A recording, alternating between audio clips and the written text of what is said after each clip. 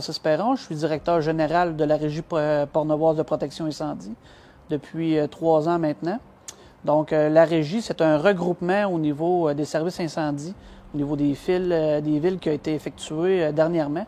Donc, notre territoire là, couvre présentement là, la ville de Cap-Santé et de Portneuf, et puis aussi la municipalité de Sainte-Christine-d'Auvergne. Ce qui fait la différence, dans le fond, entre être un pompier là, dans une grande ville et un petit peu plus en région, c'est au niveau de la disponibilité aussi là, des pompiers, là, qu'on va vraiment là, accentuer là, l'aspect de disponibilité.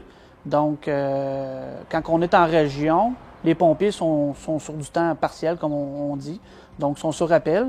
Donc, on n'est jamais capable de savoir vraiment, lors d'un appel incendie, combien qu'on peut être d'effectifs là, versus quand on est dans une plus grosse ville, où qu'eux, ils ont des casernes avec un nombre de pompiers qui sont déjà attribués. Puis, on est capable de savoir un petit peu plus quand on monte dans nos niveaux d'alarme, combien de pompiers qu'on est capable d'avoir lors d'un incendie. C'est ça qui fait la grosse distinction un petit peu là, entre les villes et puis être pompier un petit peu plus là, en région. Ouais. L'horaire de travail chez nous présentement, on a des pompiers sur semaine du lundi au vendredi qui sont en caserne.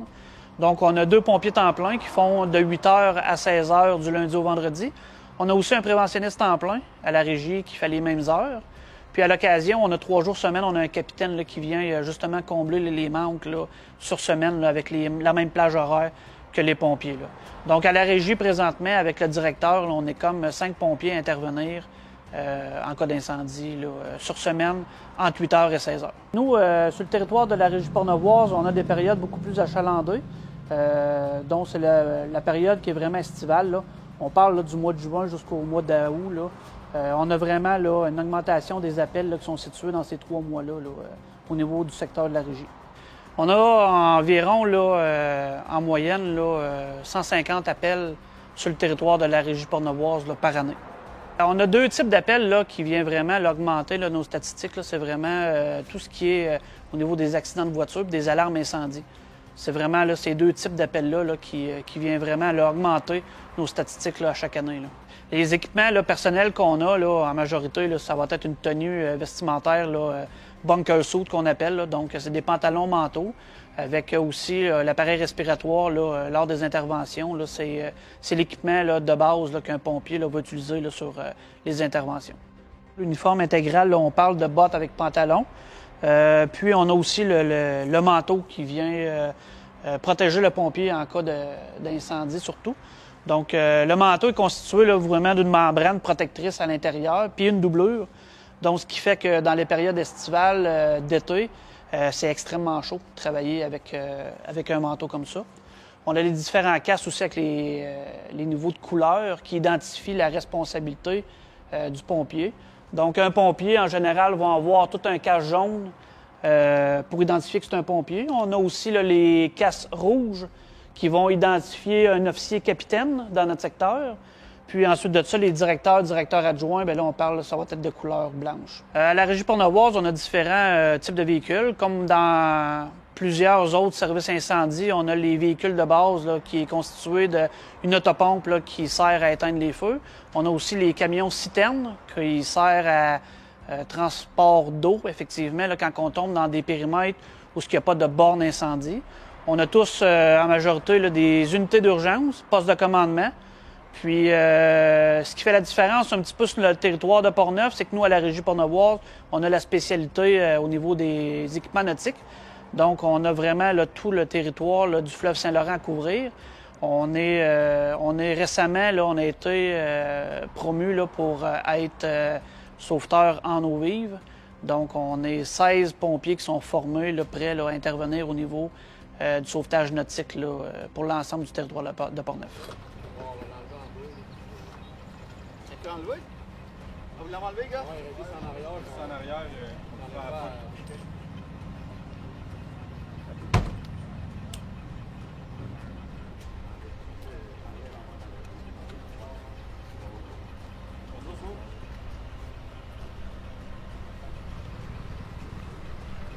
C'est beau. On va démancher la...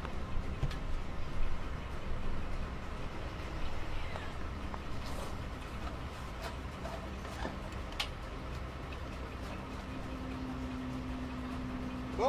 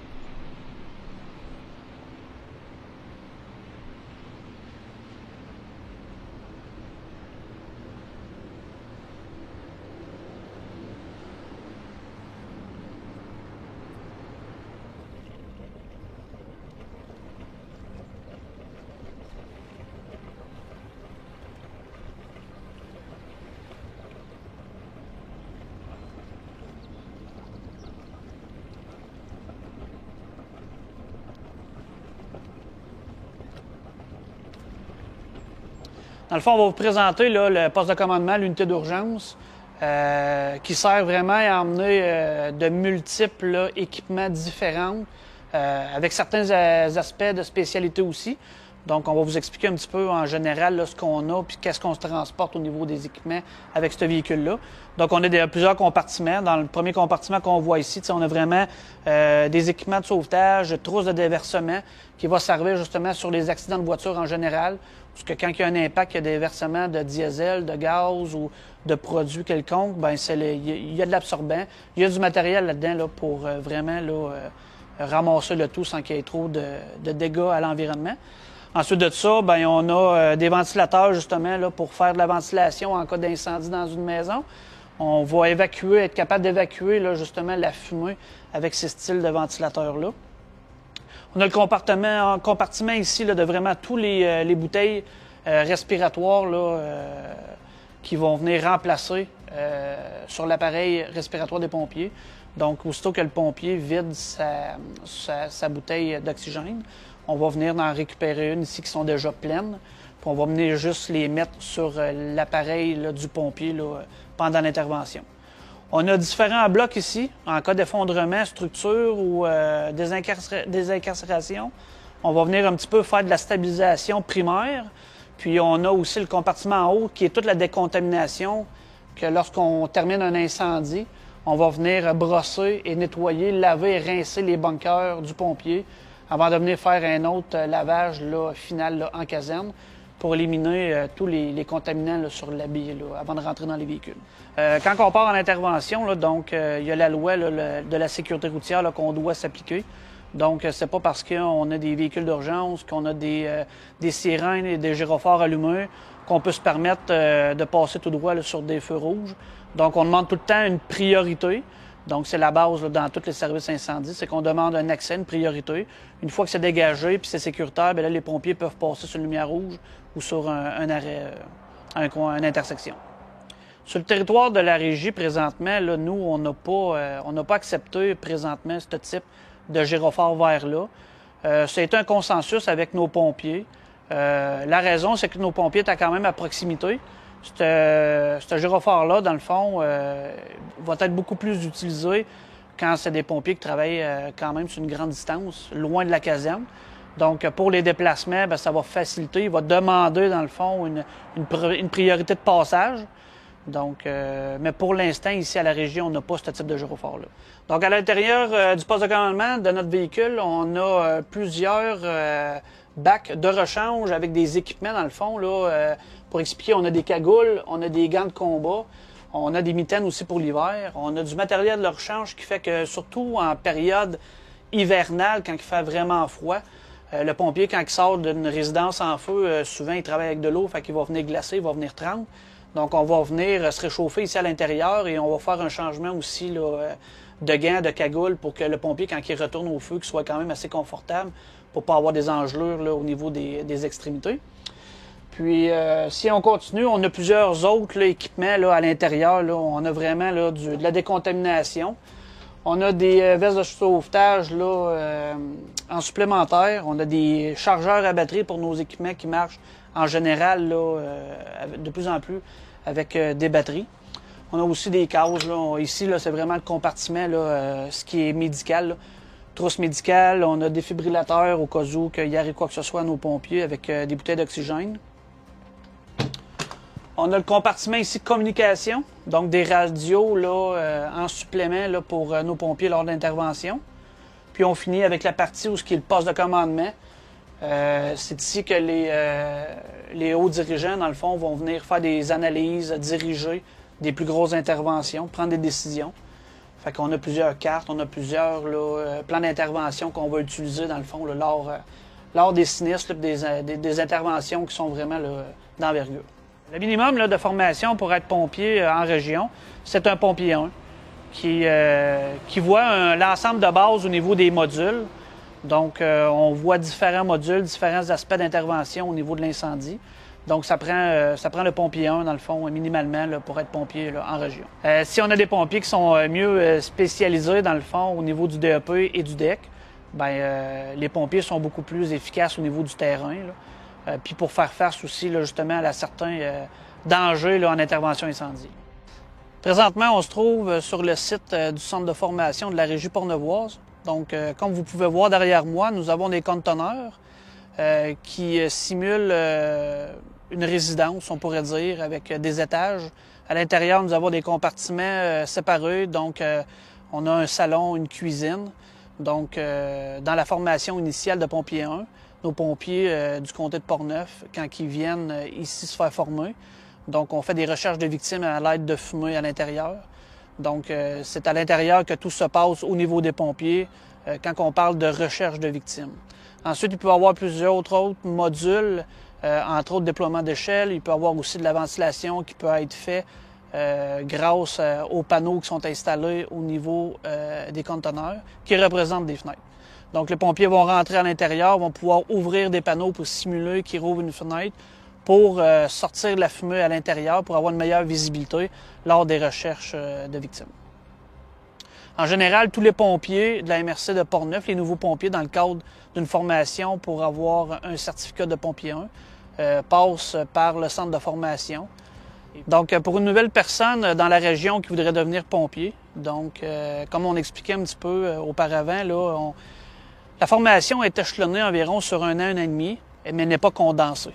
Donc, selon les professeurs ou selon la disponibilité des pompiers, on va avoir des formations à l'occasion d'un soir par semaine, une fin de semaine sur 2 ou une fin de semaine sur 3, qui va s'échelonner pendant un an et demi, qui représente environ 300 heures. Donc, on est présentement dans la deuxième section qui se trouve à être sous la caserne incendie de notre centre de formation. Les pompiers ont monté un parcours qui représente l'intérieur d'une résidence.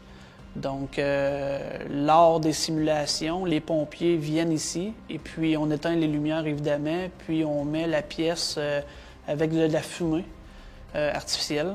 Donc, les pompiers, lorsqu'ils rentrent à l'intérieur, ben, ils vont faire des recherches de victimes ou des recherches de pompiers qui se trouveraient être en détresse. Donc, si on fait un petit peu le tour, là, on a certaines divisions qui peut représenter pour les pompiers de faire de l'autosauvetage, des endroits plus restreints. On a un petit coin salon. Dans le fond, on peut retrouver une section avec une porte où ce qu'on peut aller voir tout ce qui est les panneaux électriques. Ensuite, on a vraiment la partie cuisine. Puis, on a des chambres à coucher qui représentent là, un lit double là, pour des enfants, petite TV. Ensuite de ça, quand on va un petit peu plus vers la droite, mais là, on revient avec une salle de bain. Puis, c'est là-dedans que les pompiers vont venir se perdre. Parce que souvent, quand les pompiers commencent à chercher, puis qu'ils ne connaissent pas trop l'endroit, souvent les pompiers, là, ils vont comme perdre le fil un petit peu. Là. Ils savent pas pantoute où ils s'en vont là, avec la fumée. Là. Ils ont juste leur lampe de poche, puis il faut qu'ils fassent des recherches, puis qu'ils communiquent aussi avec le poste de commandement là, qui se trouve être à l'extérieur. Donc c'est vraiment ici là, qu'on vient vraiment simuler là, toutes les recherches de victimes, l'autosauvetage pour les pompiers. C'est ici que ça se passe.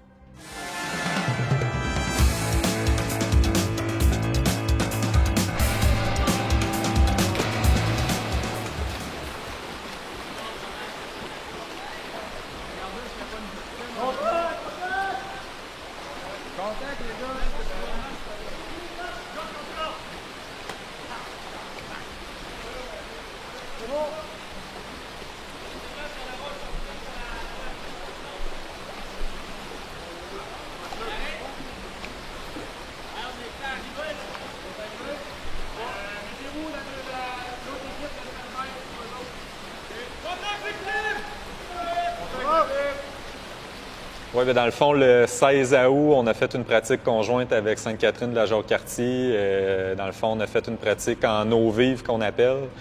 Fait que c'est du moment qu'il y a une intervention d'urgence à faire sur un plan d'eau qui a des rapides ou un plan d'eau instable, tout ça. Nous, on est appelés, on va y aller, puis à partir de la rive, on va être porté à lancer des sacs à cordes, faire des manœuvres en conséquence de la situation, de la topographie du terrain. des dangers qu'il y a, puis aussi aller à la nage vers les victimes selon les besoins aussi. Donc, on a pratiqué ça avec l'autre ville pour savoir comment on va travailler ensemble si jamais il y a un appel commun à faire. Ouais.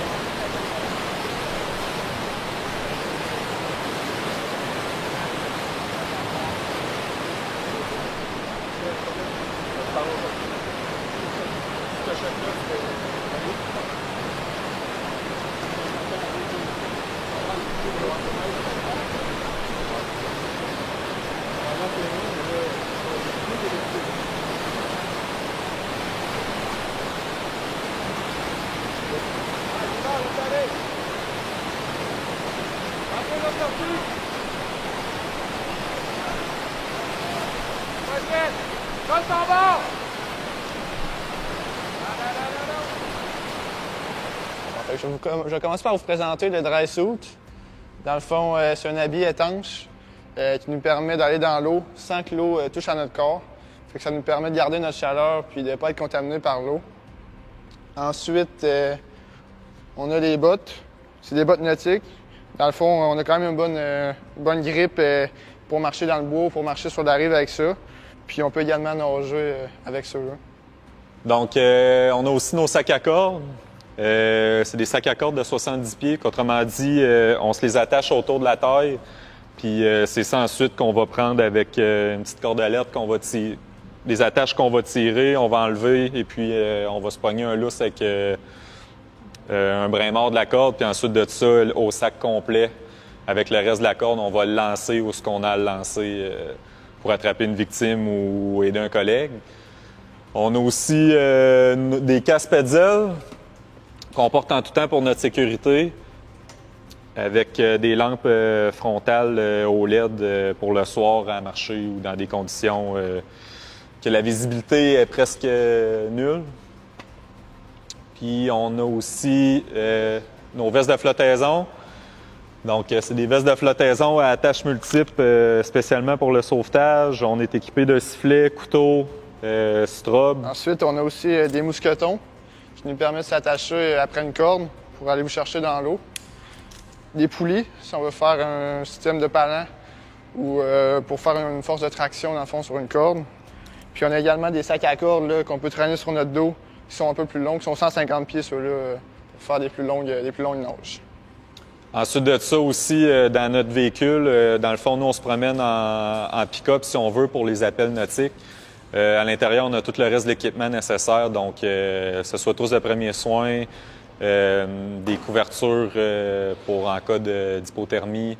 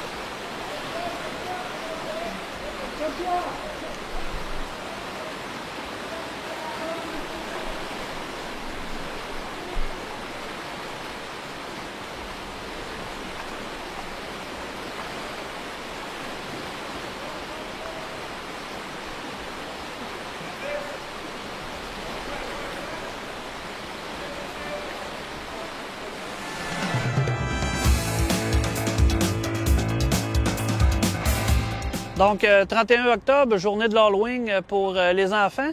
Donc, nos pompiers, présentement, sont en train de faire à l'intérieur de la caserne distribution de bonbons. Et puis, comme à chaque année, on a le fameux traditionnel souper au hot dog qui fait que nos pompiers là, donnent des hot dogs gratuitement aux familles pendant la journée, la cueillette des bonbons pour les enfants. Nous avons aussi d'autres pompiers qui sont actifs dans nos autres casernes, comme la caserne de Cap-Santé et puis sur le territoire aussi de Sainte-Christine d'Auvergne.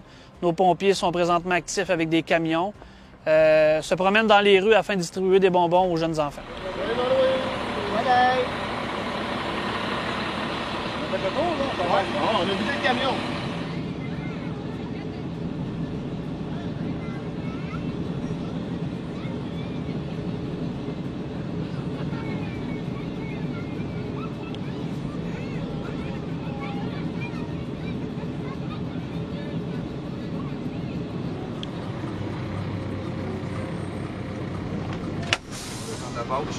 Oui.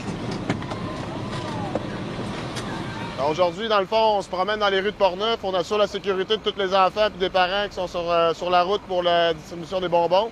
Puis on donne des bonbons aussi aux enfants en même temps. Fait que c'est une belle soirée, 31 octobre à Portneuf.